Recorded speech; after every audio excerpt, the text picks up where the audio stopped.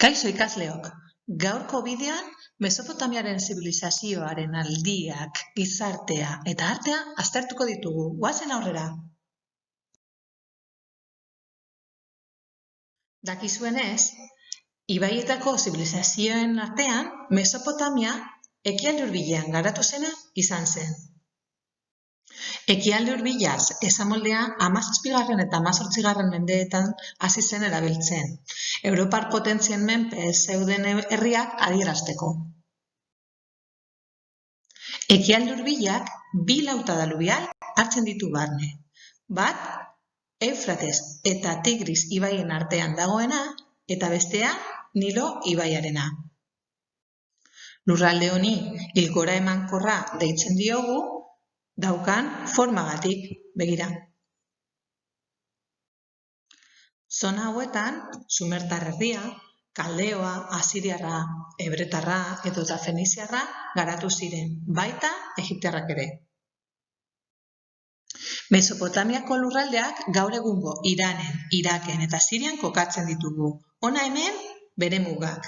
Iparraldean Taurus mendiak, ekialdean Zagros mendiak, hegoaldean Pertsiar golkoa eta mendebaldean Arabiako basamortua eta itsaso mediterranearra.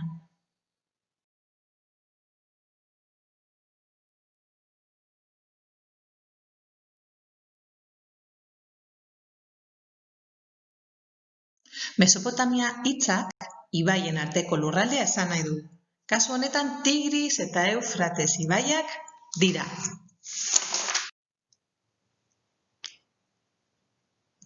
Tigris eta Eufrates ibaiek Anatoliako mendietan dute sorlekua eta norabide ezberdinak hartuta, Mesopotamia iparraldetik hegoaldera zeharkatzen dute.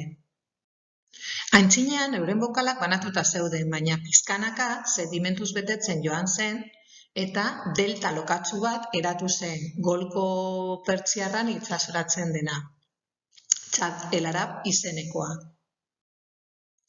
Udako hilabetetan, tontorretako elurra urtzean, ibai hauetako maila asko igotzen zen, uholde oso gogorrak sortzen ziren. Ibaietako goraldi hauek aprobetxatzeko, dikeak eta ureztatzeko kanalak sortu zituzten, eta ura kontrolatzeko eta bideratzeko, ur biltegiak eraiki zituzten ere. Beraz, Mesopotamia 3 zona handitan banatzen zen. Lehenengoa, Goi Mesopotamia, iparraldean, Asiriako zonaldean. Lurralde menditsu eta lehorra zen, landaredia eskasekoa eta lurzorua erdiaridoa zen. Ahuntzen abeltzaintzarako aproposa soilik. Bigarrena, erdian, Akad eta Babilonia. Lautada emankor handiak zituen, nekazaritzarako leku aproposak ziren eta landaretzan palmondoak eta zuhaizkak zeuden. Azkenik, behaldean, hegoaldean, Sumer daukagu. Golko pertsiarraino. Basamortuko klimakoa eta lautada emankorrak zituen, baina oso lokatsuak, nekazaritzarako prest zeuden. Hemen zerealak, pikondoak, palmondoak, mota ezberdinetako fruitondoak ekoizten ziren. Hona hemen Mesopotamiari buruzko hainbat ideiak, behintzat kokapenari buruzkoak direnak. Garrantzitsuak. Non kokatzen da gaur egun? Zer esan nahi du Mesopotamia hitzak? Zeintzuk dira Mesopotamiaren ibaiak? Eta zer da ilgora emankorra? Nola antolatzen ziren Mesopotamiarrak? Hiri-estatu independentetan antolatzen ziren. Hiri-estatu bakoitzak bere jainko-jainkozak eta bere gobernariak zituen. Hiri-estatu hauetan, teokraziaren arabera gobernatzen da. Honek esan nahi du, erregeak jainkoaren gandik lortzen dituela botere guztiak, eta jainkoaren legeen arabera agintzen duela. Garai desberdinetan, inperioak luze zabalera eta agintaritza ezberdinak izan zituen. Kontuan hartu behar dugu, milaka urtetan, hainbat eta hainbat aldaketa egon daitezkela lurralde batean. Hona hemen Mesopotamiako aldi ezberdinak. Sumertarrena da. Hainbat hiri sortu zituzten. Hiri-estatu hauek independenteak ziren, baina batzuk hiri txikiagoak menderatu zituzten. Gogoratu, hemen idazkeraz kuneiformea sortu zela. Bigarrenik, akadiarrak izango ditugu. Sargon erregea buru izan da, sumertar hiri-estatuak menderatzea lortu zuten, eta Kaptar inperioa sortu zuten. Beranduago, Kristo aurretik 1800 urtearen inguruan, Babilonia hiriak hartu zuen nagusitasuna, Hammurabi erregearen eskutik. Errege honek historiaren lehenengo legedia egin zuen. Indarrean zeuden legeak bildu zituen kode bat osatuz. Oso lege gogorrak ziren. Talion legea deritzoguna hemen sartzen zen. Ojo por ojo, diente por diente, famatuena da. Asiriarrak izango dira lurralde honetako azken agintari handiak. Oso herri borrokalaria zen eta Mediterraneoraino hedatu zuten euren inperioa. Asurbanipalen konkistak aipagarriak dira hemen. Amaitzeko, Neobabiloniar inperioan kaldearrak nagusitu ziren.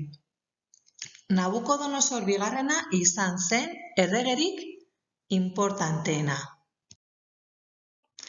Mesopotamiako zibilizazioak Kristo aurretik 6. mendean amaitu zen, pertsiarrek Asiria eta Kaldea menderatu zituztenean. Baina ezin dugu ahaztu Alejandro Magnok lurralde hauek ere menperatu zituela beranduago. Orain, Mesopotamiako gizartea aztertuko dugu. Gizarte honetan, 2 talde nagusi bereiziko dira. Bata privilegiatuena eta bestea ez privilegiatuena. Privilegiatuek eskubide guztiak zituzten, eta ondasun gehienen jabeak ziren, erregea eta bere familia, apaizak eta funtzionarioek osatzen zuten. Gainerako biztanleak ez privilegiatuak ziren, haien artean batzuk askeak ziren eta beste batzuk esklaboak. Privilegiatuen artean, erregea inportantena zen. Apaiz gorenaren funtzio ere betetzen zuen. Bere senideek aristokrazia osatzen zuten. Apaizak erlijio erritoz arduratzen ziren. Tenpluetan bizi ziren hauek.